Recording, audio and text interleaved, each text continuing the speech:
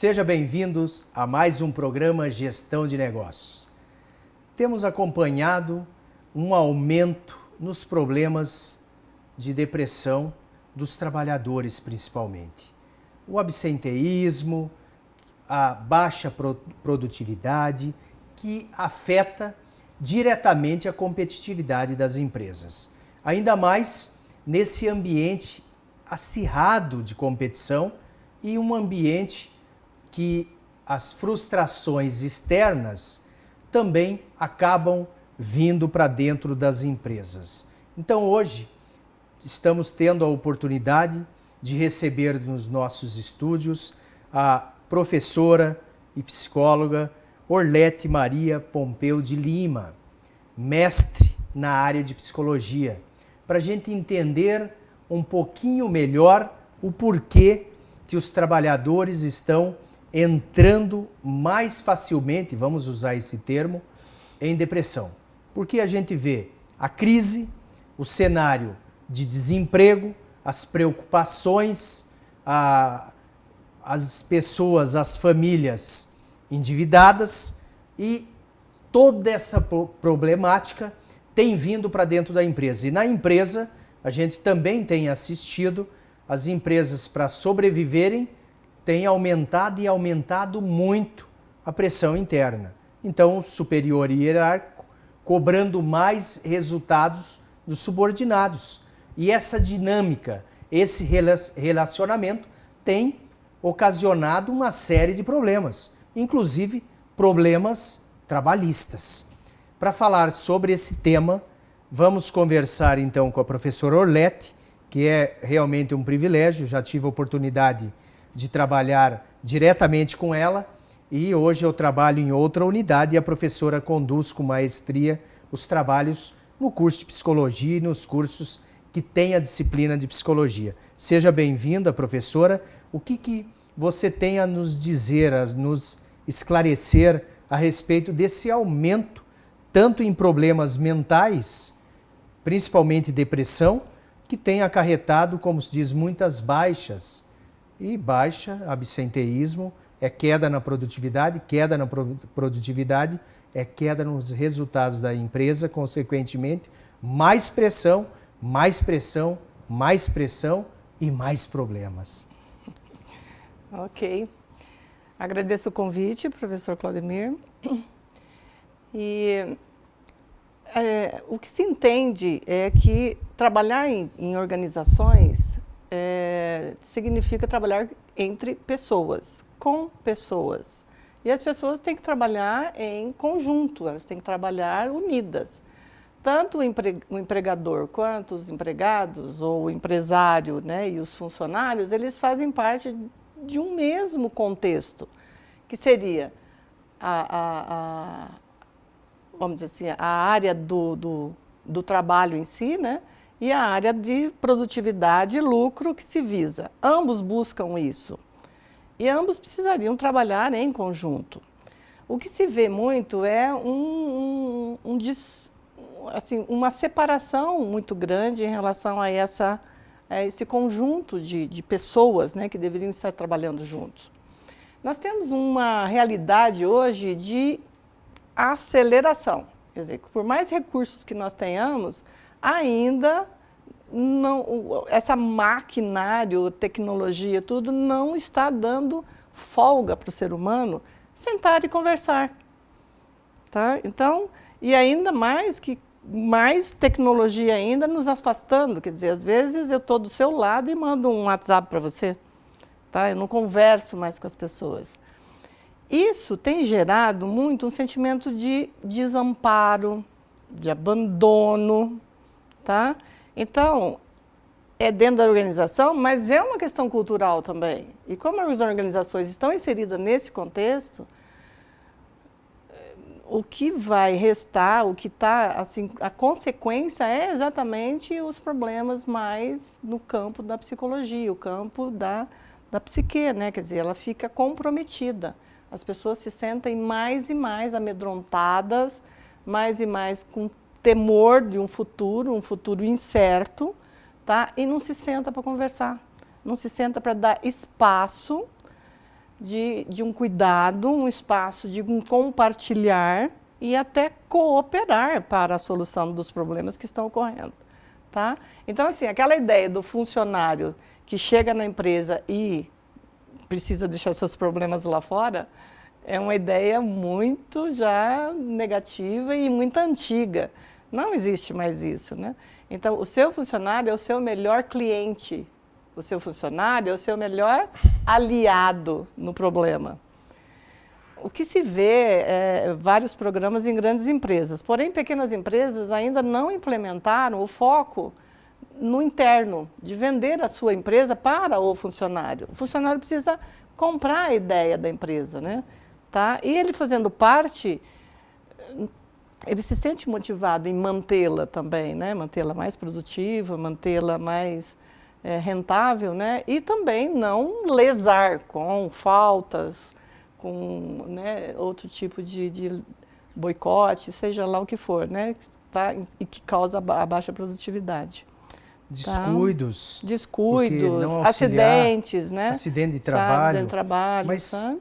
como o gestor organizacional pode, como se diz, minimizar esse impacto? O que ele pode fazer? Porque impacta no resultado e aumento em ações trabalhistas, por assédio moral, enfim, por bullying. Sim. Como eu posso, enquanto gestor, me precaver?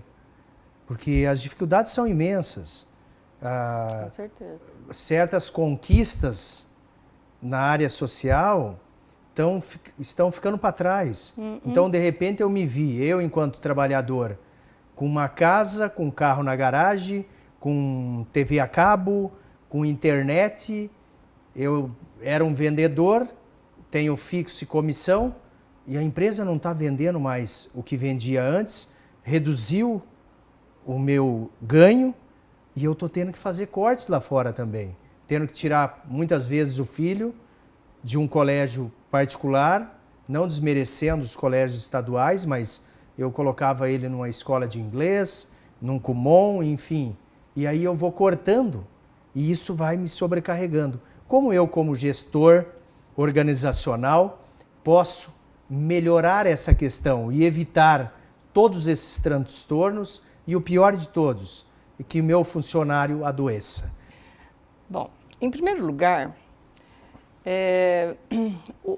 o tema não deveria ser a doença do empregado, e sim a saúde do trabalhador. Então, quando você investe em prevenção, você tem ganhos muito maiores do que agora lidando com doença, com perdas, com processos trabalhistas. Já derrubou, né, vamos dizer assim, entornou o caldo, tá? Então agora é correr atrás do prejuízo, fica mais difícil nisso. Se eu tenho uma equipe dentro da empresa preocupada com os aspectos ligados à saúde do trabalhador, que é um aspecto legal, né? É necessário que você tenha todo um cuidado de condições de prevenção de acidentes, sabe? As condições higiênicas da empresa precisam estar ok, né? Para que o funcionário tenha condições de atuar, de trabalhar nessa empresa. Se eu tenho isso, falho, não adianta eu pensar em motivação, em produtividade, em aumento. Não vai resolver, nada mais vai providenciar uma motivação para esse funcionário. Sabe? Então, eu tenho sido, né, antes de ser professora, eu fui consultora também de empresas, trabalhei com isso, né, desenvolvimento. E aí, o que se percebe é que, em geral, os empresários, eles têm uma atitude de ele reina, ele quer súditos, ele não quer funcionários que venham somar com ele. As atitudes ainda, a atitude de que o funcionário está só interessado no salário e no cumprir o horário de trabalho e ponto. Não há diálogo, você já percebe que é uma relação que não tem diálogo, não se encontram. Tá? Então, o que se percebe também é que não se conversa, se grita, né, para que se cumpra as metas, não se discute se essas metas estão de acordo ou não com o funcionário, os méritos que são destinados ao funcionário não são discutidos previamente. Então, eu falo assim, há um desencontro total. No desencontro total, alguém adoece, alguém deixa de fazer o trabalho, boicota, não dá certo, sabe? Então, a relação dentro da empresa, empregado, empregador, é uma relação que vamos dizer assim, ela reproduz uma sociedade, né? Reproduz uma relação familiar, reproduz uma relação social, sabe? Ela não é diferente. Tá? Então, eu não posso entrar na empresa e agora, visto o meu uniforme, né, e vou ser obediente. Acho que empresa nenhuma hoje precisa mais de empregados obedientes. Na verdade, ela está precisando de funcionários críticos, sabe? Porque ninguém sabe uma resposta para a solução do problema. Mas se eu envolver quem está com o problema, ele pode me dar uma solução, certo? Então, rodas de conversa hoje está sendo implementada nas empresas. Roda de conversa sobre o dia a dia, como está, o que precisamos fazer, sabe? Com tempo, né, vamos dizer, tá? Aí diz assim, não tem tempo, né? Vamos correr porque tem que produzir. Alguma coisa vai parar, por doença, por acidente, aí para, daí pode parar. Então vamos parar preventivamente, né? Vamos discutir, sabe? Conversar mais sobre interesses de ambos. Todos têm um interesse em comum para estar naquela organização e esse interesse precisa ser respeitado, vamos dizer, sabe? Então, algumas pesquisas foram realizadas já em termos assim do sentido, significado do trabalho para os funcionários, né? Empresas de construção civil, confecção, sabe? Então, tem várias pesquisas que investigaram, com uma diferença entre há 10 anos atrás, né? Vamos dizer assim, vamos colocar como estava, nós estávamos num outro cenário econômico, tá? Então, realmente, as pessoas visavam ter ganhos até para suprir, para comprar o seu carro, para ter seu carro hoje, sua casa, sua TV a cabo, como você falou. Mas isso há 10 anos atrás. Hoje, isso, vamos dizer assim, está suprido, eu vou ter cortes. Hoje, se você fizer uma pesquisa, as pessoas estão visando, sabe o quê? Respeito. Olha que palavra. Respeito. Respeito ao meu tempo, respeito ao meu potencial, respeito às condições de trabalho, sabe? Como é que eu vou trabalhar? Então, como é que o empresário sabe que ele está respeitando? Ele dá condições para a pessoa trabalhar. Sabe? Então, isso é pesquisa mesmo realizada, né, com uma amostra da população, e se investiga que nós vamos ter que lidar com isso agora. E aí, você faz o quê, senhor gestor? Você precisa respeitar, precisa pagar, não precisa mandar, não precisa mais nada, né? Você precisa respeitar, é o que eles estão buscando, sabe? Equipe coesa, equipe que se ajuda, sabe? E que se respeita. Muito interessante mesmo, porque me chamou a atenção na sua fala que realmente, se fizermos uma pesquisa, muitas empresas deixaram de vender para o trabalhador, para o empregado, para aquele que está defendendo a camisa da empresa, ou pelo menos que é para defender. E me chamou a atenção também a necessidade, que está sendo muito usado esse termo no jornalismo político, que é discutir a relação. Exatamente. Então, é o que está faltando então dentro das organizações, porque independente da posição hierárquica que você está, você depende das pessoas do seu entorno. Você não é uma ilha. Você não vai conseguir o resultado sozinho. O resultado é uma soma de fatores. Mas, realmente, muito interessante, principalmente o que eles estão almejando e querendo, respeito. Então, você que está nos assistindo, olha que interessante, a professora colocou para nós. O trabalhador quer só respeito. Pare e pense como você está tratando o teu colega de trabalho, o teu subordinado, o teu, como se diz, parceiro que está vestindo a camisa e muitas vezes você está cobrando para ele suar essa camisa e você não está dando, como se diz, o combustível principal, que é o respeito. Aproveitando a presença da professora e psicóloga Orlete, que nos chamou a atenção nos blocos anteriores dessa necessidade de diálogos, que está cada vez mais, como se diz, distantes, não conversam, não há o diálogo e o investimento na prevenção. Então não é você tentar corrigir o dano já causado, é você trabalhar na prevenção, que o resultado vai aparecer com certeza em produtividade, em motivação, em resultado lá na ponta, resultado financeiro, competitividade.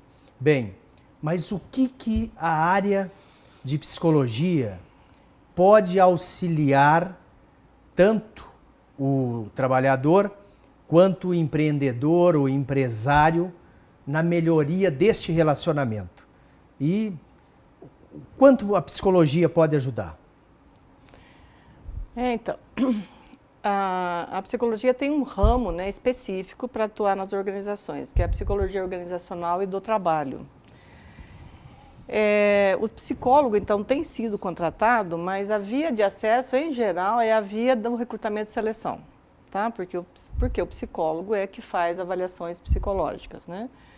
Os empresários, em geral, têm considerado que a porta de entrada precisa ser bem selecionado para que tenha bons funcionários internamente. Porém, o psicólogo, ele vai entrar nesta função, mas ele precisa ampliar esta visão. Ele precisa compreender quais são as condições de trabalho, quais são as possibilidades desse funcionário contratado ou recém-contratado permanecer. O que tem visto muito é a rotatividade de pessoas, né, dentro da empresa. Então, se o psicólogo se pautar somente na função de recrutamento e seleção, ele vai continuar trabalhando bastante e garante seu emprego. Porém, se a empresa olhar isso, né, mais profundamente, ela está vendo que a rotatividade é um fator de prejuízo altíssimo. Além de ter um fator de que você não consegue ter uma equipe coesa, que discuta, uma equipe crítica, uma equipe que, sabe, busque soluções para os problemas dessa organização. Então, o psicólogo terá que ter, além das suas funções, né, iniciais de recrutamento e seleção, também analisar quais são essas contingências dentro da empresa. Como ela lida com isso, com os seus funcionários? Como é essa relação? E proporcionar momentos, encontros, que eu vou repetir, né? É o diálogo, né? De você entender como o seu funcionário pensa, quais são os seus interesses, o que está acontecendo. Então, eu volto a repetir, o principal cliente de um empresário é o seu funcionário, porque é ele que vai produzir ou é ele que vai atender o seu cliente externo, né? Tá? Então, se ele não conhece o seu funcionário, como é que ele vai saber lidar com ele? Tá? E se ele generaliza, trata todos da mesma forma, ele pode estar cometendo um erro, né? Erros, né, desse processo de relação. Uma das síndromes que vem sendo discutido no contexto de trabalho é a síndrome de Burnout. O que a senhora teria a dizer sobre essa síndrome? Porque é um fenômeno psicossocial. Exatamente. Mas o que é e como trabalhar essa questão para evitar essa síndrome? A síndrome a gente fala burnout, né? Burnout. Porque burnout mais francês, né? Mas é em inglês, burnout, né? Quer dizer, afastar-se do fogo, esquivar-se do fogo, né? Que significa literalmente a palavra. Então, é aquele funcionário, em geral, muito dedicado, é esse que é atingido, é uma coisa que tem que prestar muita atenção, o funcionário é muito dedicado, ele tem uma certa predisposição a essa síndrome, tá? Porque ele tende ao perfeccionismo. Ele tendendo ao perfeccionismo, ele vai ter que procurar sempre fazer muito bem feito. E se a empresa não lhe dar condições de realizar bem feito o trabalho, ele se frustra, tá?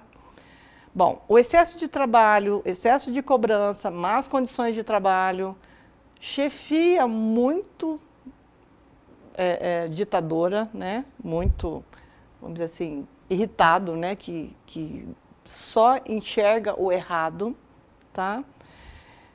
É a condição propícia para que haja, inicialmente, o estresse.